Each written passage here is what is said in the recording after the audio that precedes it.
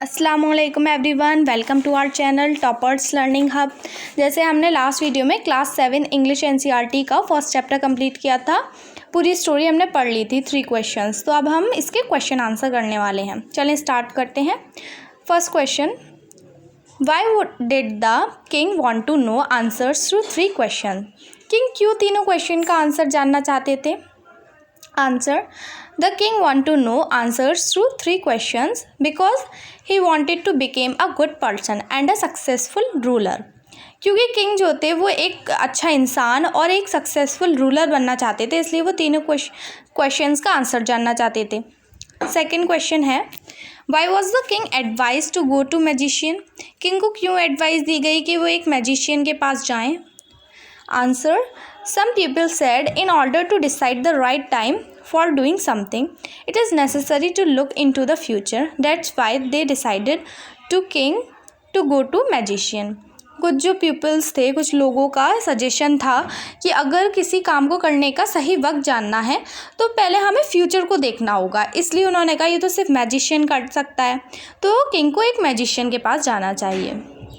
Third question देखते हैं। In answer to the second question, whose advice did the people say would be important to the king? जो second question था उसके answer में लोगों ने क्या क्या बताया कि किंग को सबसे ज़्यादा इम्पॉर्टेंट कौन से लोग हैं? Answer: In answer to the second question, people said that the most necessary person to the king were his counselor, the priest, the doctor and his soldiers.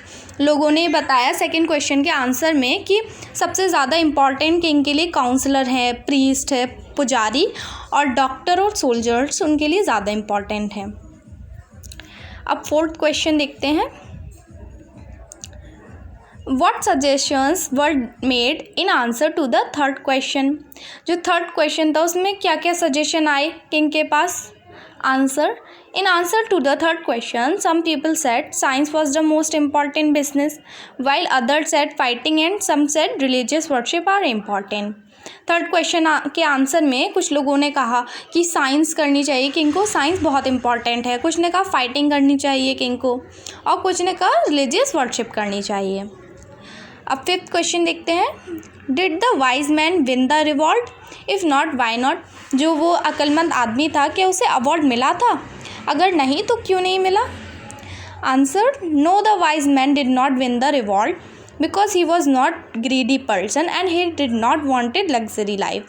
नहीं, उस जो अक्लमंद आदमी था उसे अवार्ड नहीं मिला था, इनाम नहीं मिला था, क्योंकि वो एक ग्रीडी पर्सन नहीं था, एक लालची आदमी भी नहीं था और वो हर्मिट थे, तो वो कोई भी लग्जरी लाइफ नहीं जीना चाहते थे।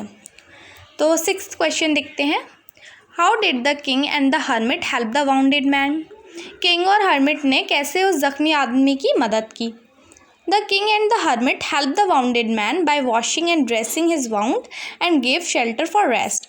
जो किंग थे और हर्मिट थे उन्होंने उस जो आदमी का जो वाउंड था उसे वॉश किया और ड्रेस किया, और हर्मिट ने अपनी हट दी रहने के लिए, उन्हें शेल्टर प्रोवाइड करा था, तो ऐसे उनकी मदद करी। अब देखते हैं सेवन्थ क्वेश्चन का। सेवन्थ क्वेश्चन में 2 पार्ट्स हैं, तो फर्स्ट पार्ट देखते हैं पहले। Who was the bearded man? वो जो बियर्डेड आदमी था वो कौन था? The bearded man was the enemy of the king. वो बियर्डेड आदमी एनिमी था किंग का। सेकेंड पार्ट है इसका, why did he ask for the Kings forgiveness? वो जो आदमी था वो किंग से क्यों माफ़ी मांग रहा था? Because he wanted to kill the king but he save his life. क्योंकि वो जो आदमी था वो किंग को मारना चाहता था, पर किंग ने उसकी लाइफ को बचा लिया, उसे सेव करा, इसलिए उसने माफ़ी मांगी। वो शर्मिंदा था अपने जो वो करना चाहता था उस पर वो शर्मिंदा था, इसलिए। अब एक क्वेश्चन देखते हैं। The king forgive the bearded man, what did he do to show his forgiveness? King ने उसे माफ़ कर दिया था उस बियर्डेड मैन को, और उसने अपनी फॉरगिवनेस शो करने के लिए क्या किया किंग ने? The king sent his servants and doctor to look after him and he promise to give back the man his property. King ने अपने सर्वेंट्स और डॉक्टर को उनकी देखभाल के लिए भेजा, क्योंकि बियर्डेड मैन ज़ख्मी थे इसलिए, और प्रॉमिस किया कि जो उन्होंने किंग ने प्रॉपर्टी ले ली है तो वो वापस कर देंगे। 9th क्वेश्चन देखते हैं। What were the hermits answer to the 3 question, write each answer separately. जो हर्मिट के तीनों क्वेश्चंस के जो आंसर थे हमें वो अलग अलग लिखने हैं। तो फर्स्ट देखते हैं, फर्स्ट आंसर क्या था हर्मिट का। The hermits answer to first question that the most important time is our present because it is the only moment when we have the power to act.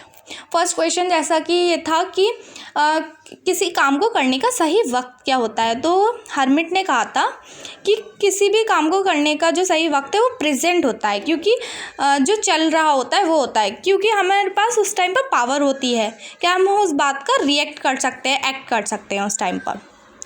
तो second question में hermit का जो answer था, the hermits answer to second question was the most important person is the person you are with at a particular moment. सबसे important आदमी हमारे लिए वो है जो उस वक्त पर हमारे साथ मौजूद हो, क्योंकि फ्यूचर तो अब किसी ने नहीं देखा। हर्मिट ने कहा था कि फ्यूचर तो किसी ने नहीं देखा, कोई मिले अब नहीं मिले, इसलिए जो हमारे साथ मोमेंट उस मोमेंट पर मौजूद है वो हमारे लिए सबसे इम्पॉर्टेंट है। तो थर्ड देखते हैं, third part. The hermits answer to the third question was the most important business is to be kind and good to others. Hermit ने कहा कि सबसे इम्पॉर्टेंट जो काम है जो कि इनको कुछ करना चाहिए वो है मतलब काइंड रहना और सबकी मदद करना, ये सबसे इम्पॉर्टेंट बिजनेस है। तो यहाँ पर सारे क्वेश्चन आंसर मैंने आपको बता दिए हैं। तो इन्हें करने के बाद अब हम अपना नेक्स्ट चैप्टर स्टार्ट करेंगे। पहले तो हम पोएम पढ़ेंगे द स्क्वायरल, उसके बाद हम सेकंड चैप्टर स्टार्ट करेंगे। तो चलें, थैंक्स फॉर वॉचिंग।